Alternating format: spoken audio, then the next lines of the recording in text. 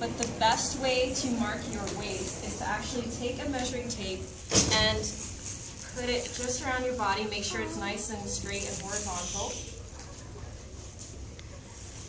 And her natural waist looks to be just above her belly button. Would you mind pointing to your belly button? Okay, it's just above her belly button. It's different for most people. Some people have it right down at their belly button. You can also alter this on your on your garment, depending on how you want it to fit you and look on you. So now I'm going to mark her shoulder seams. So it's just right here. And it's basically the highest point where your neck is. I think it's a trap. Help me out, somebody that works out and knows muscles. Is that a trap? Trap. All right, cool. It's like the highest point of your trap down to the base of your shoulder tip.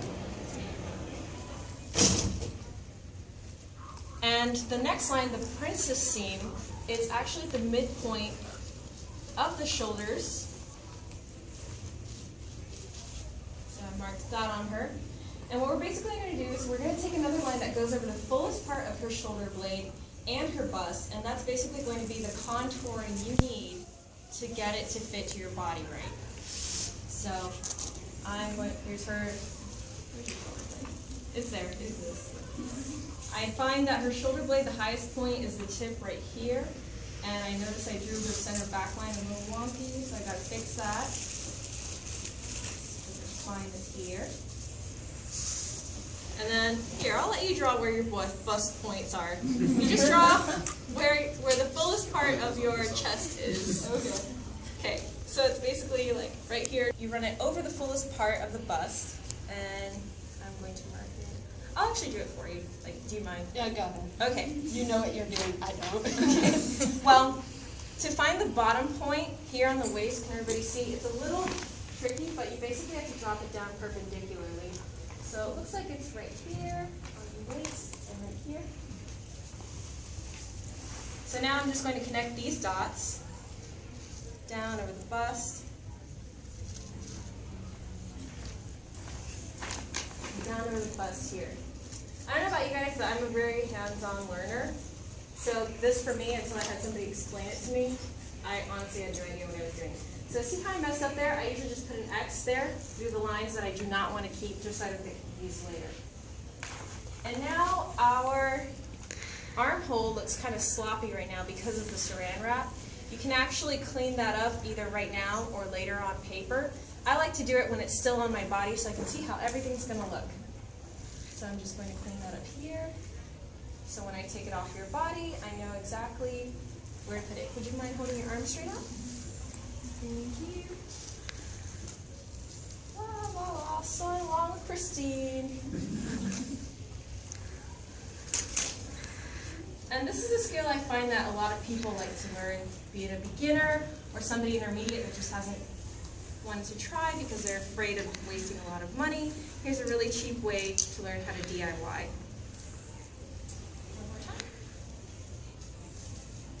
Thank you for wearing deodorant and not contributing to cotton fun. Okay, same deal with the backside since you guys didn't see when I dropped it down. You just basically go down here, you drop it down perpendicularly, and that's where your shoulder blade seam should be. And I'm going to connect these lines. And would you mind, what's your name? Stephanie. Hi, Stephanie. We're going to get close and personal. It's only right I know your name. Stephanie, would you mind slowly turning once so everybody can see what you're wearing?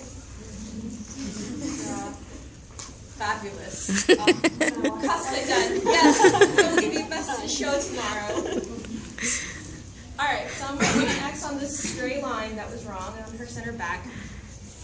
And now, like I said, I want to try and make this garment on her body. So what I have going on in my garment is I have a zipper up the center front and center back. You'll notice zippers are usually on the center front, back, or sides of your shirt.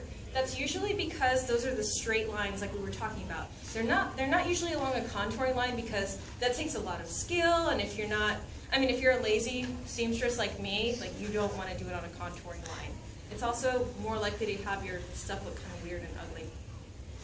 So, right, I'm making this garment on her, but I don't know how big or small these little pieces are going to be. So it's the exact same thing. You just draw your piece onto her garment so that we know how it's supposed to cut. So it's supposed to cut over her bust. You just kind of draw it on yourself. And would you mind raising your arm? This one? Yes. And I'm going to take that all the way to her side seam, like it is on mine. Ignore the sweat. I'm just trying to help you. Okay. So now we have this, but I also have these weird little thingies happening on the stomach. So I'm going to connect this to her stomach. I'm just going to draw it in so we know what we're looking at later.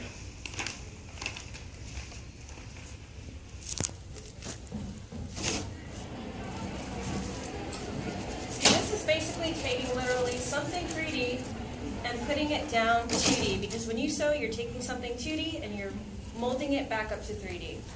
So now this thing doesn't just end on my front though, it goes all the way around my body, if you can tell, on my garment. So we're going to continue to draw that on her back side, undergarments you're going to wear for your cosplay. So if I'm doing a Tifa cosplay from Final Fantasy VII, she's known for having gigantic boobs. So I would wear like my 3 bras and then stuff a little bit, and then do this. And that's why whenever you maybe make something from Joann's and you're trying to cosplay Tifa, you're like, this bust isn't quite fitting right, it is way too small. That's why. You need to compensate for the extra space. So now we're going to cut this off her body, and I got my scissors.